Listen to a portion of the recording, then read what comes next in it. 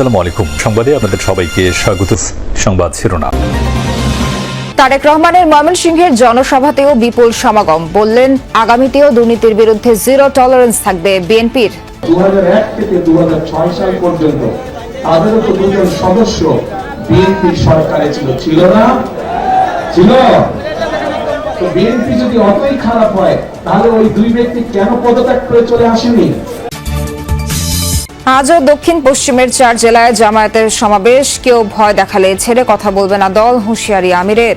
আমরা কারো পায়ে পাড়া দিয়ে ঝগড়া বাঁধাতে চাই না, কিন্তু কেউ ঝগড়া বাঁধাতে আসলে ছেড়েও দেওয়া হবে না।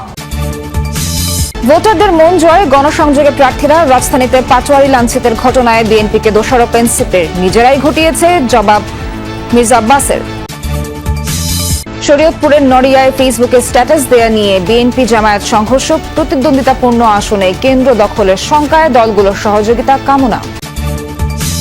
জুলাই অভ্যুত্থানের প্রথম শহীদ আবু সাইদ হত্যা মামলার যুক্তিতর্ক শেষ, রায়ে যে কোনো দিন। বেরোবির সাবেক বিসি সহ 30 আসামির 6 জন আছেন কারাগারে।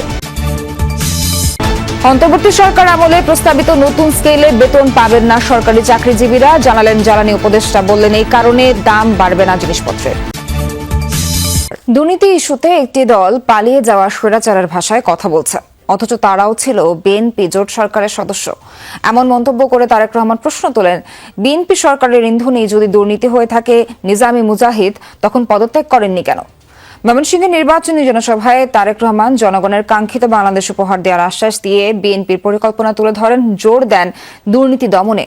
আরিফিন শাকিলের প্রতিবেদনে বিস্তারিত। ব্রহ্মপুত্র পারে যেন বহুদিন পর রাজনীতির উৎসব উপলক্ষ 22 বছর পর বৃহত্তর ময়মনসিংহের জনতার কাছে বিএনপি চেয়ারম্যান তারেক রহমান। লন্ডনে নির্বাসনে থাকলেও এই জনপদের সাথে গভীর যোগাযোগ ছিল জিয়াপুত্রের। আন্দোলন সংগ্রাম থেকে শুরু করে কাউন্সিলে ভূমিকা রাখেন তারেক রহমান, যার প্রতিফলন ময়মনসিংহ সার্কিট হাউস মাঠের এই জনসমুদ্র। দুপুর 2টায় জনসভায় আসার কথা থাকলেও সড়কপথে অসংখ্য মানুষের শুভেচ্ছায় সিক্ত হয়ে তারেক রহমান মঞ্চে এসে পৌঁছান 2 ঘন্টা পর। এসেই বীর মুক্তিযোদ্ধাদের সাথে কুশল বিনিময় করেন তিনি। পরে তারেক রহমান তার দেশ গড়ার পরিকল্পনা তুলে ধরেন।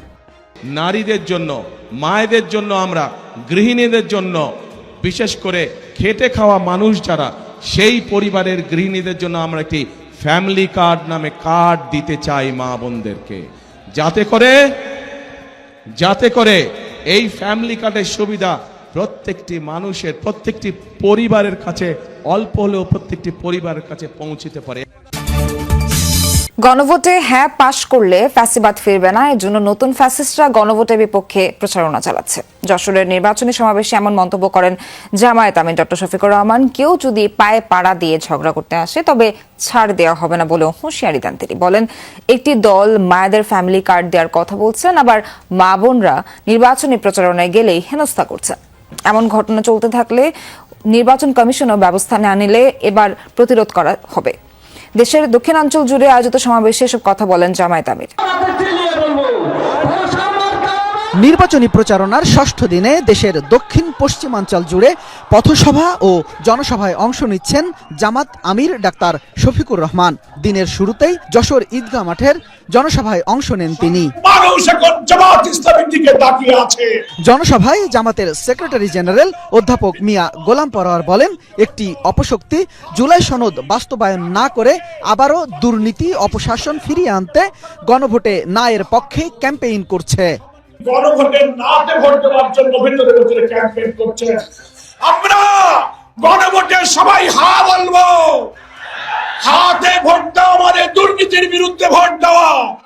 জনসভায় প্রধান অতিথির বক্তব্যে জামাত আমির বলেন, একটি দল মহিলাদের হাতে ফ্যামিলি কার্ড দেওয়ার কথা বলে আবার মা বোনদের গায়ে হাত দিয়ে হেনস্থাও করছে। তাই তারা যতই প্রলোভন দেখাক তাদের কাছে মা বোনেরা নিরাপদ নয়। ভোট চাওয়ার জন্য বের হচ্ছেন, একদিকে ফ্যামিলি কার্ড আর একদিকে মা বোনদের গায়ে হাত, দুইটা তো একসাথে চলে না। এ দিয়ে কি বার্তা দেওয়া হচ্ছে জাতিকে? বার্তা দেওয়া হচ্ছে আগামীতে এমন কোন দল যদি ক্ষমতায় আসে যারা এখনই গায়ে হাত দেয়, তাদের কাছে বাংলাদেশের একজন মা বোন নিরাপদ হবেন না। পুরোনো ব্যবস্থায় আর ফিরে যেতে চায় না। গণভোটে হা মানেই হচ্ছে আজাদি, গণভোটে না তার মানে হচ্ছে গোলামি। গোলামি না আজাদি, গোলামি না আজাদি। ঢাকা ৮ আসনে প্রচারের সময় এনসিপি প্রার্থী নাসিরউদ্দিন পাটোয়ারির উপর আবারও ডিম নিক্ষেপের ঘটনা ঘটেছে। সকালে রাজধানীর হাবিবুল্লাহ বাহার কলেজে এই ঘটনার জন্য প্রতিপক্ষ বিএনপি প্রার্থী মির্জা আব্বাসকে দায়ী করেন তিনি।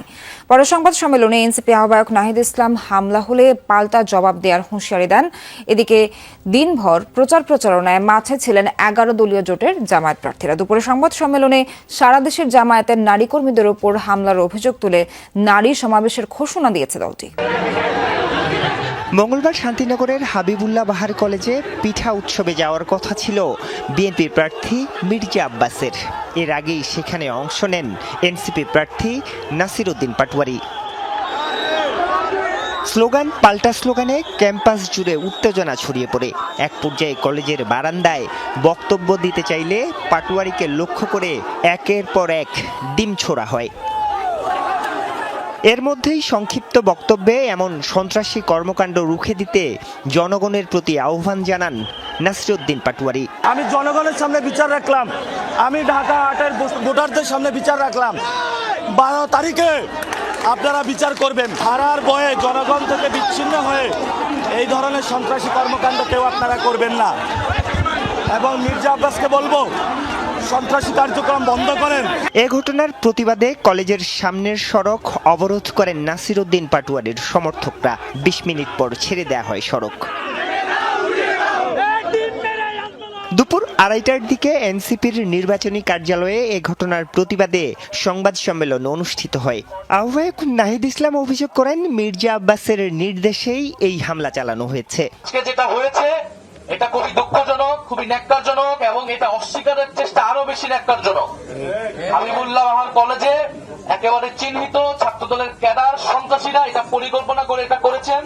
মির্জা আব্বাসের নির্দেশে তারেক রহমানের সম্মতিতে এই ঘটনা আজকে ঘটেছে। জুলাই আন্দোলনের প্রথম শহীদ আবু সাইদ হত্যা মামলার যুক্তিতর্ক শেষ হয়েছে। মামলার রায় যে কোনো দিন ঘোষণা করবেন ট্রাইব্যুনাল 2। আগামী নির্বাচনের আগে রায় ঘোষণা হতে পারে বলে আশাবাদী রাষ্ট্রপক্ষ। আবু সাইদকে হত্যা মামলাটি প্রমাণে অকাট্য তথ্য প্রমাণ উপস্থাপন করেছেন বলে জানায় প্রসিকিউশন। তবে সকল অভিযোগ থেকে মক্কেলদের খালাস চেয়েছেন আসামিপক্ষের আইনজীবীরা। এই মামলায় গ্রেফতার আছেন 6 জন। পলাতক রোকেয়া বিশ্ববিদ্যালয়ের ভিসি হাসিবুর রশিদ সহ 24 আসামি। জুলাই আন্দোলনের প্রতীক ও প্রথম শহীদ আবু সাইদ হত্যা মামলার বিচার শেষ হলো হত্যাকাণ্ডের প্রায় 1.5 বছর পর। মঙ্গলবার মামলার যুক্তিতর্ক শেষ হয়। পরে বেগম রোকেয়া বিশ্ববিদ্যালয়ের সাবেক ভিসি হাসিবুর রশিদ সহ 30 জনের বিরুদ্ধে রায় ঘোষণার দিন অপেক্ষমান রাখেন ট্রাইব্যুনাল 2 এর বিচারিক প্যানেল। প্রসিকিউশন জানায় আবু সাইদ হত্যা মামলা প্রমাণে তারা অকাট্য তথ্য ও দালিলিক প্রমাণ উপস্থাপন করেছেন। মামলার আসামিদের সর্বোচ্চ শাস্তির প্রত্যাশা তাদের। নিশ্চিদ্র প্রমাণ দ্বারা উপস্থাপন সক্ষম হয়েছি। যাদের বিরুদ্ধে আমরা অভিযোগ দায়ের করেছি তারা সকলেই মামলার সাথে সংশ্লিষ্ট, সকলের বিরুদ্ধেই অভিযোগ আমরা প্রমাণ করতে পেরেছি। আইনানুগ শাস্তি চেয়েছি, সর্বোচ্চ শাস্তি চেয়েছি। ট্রাইব্যুনাল বিবেচনা করে দেখবেন আমাদের বক্তব্য সঠিক।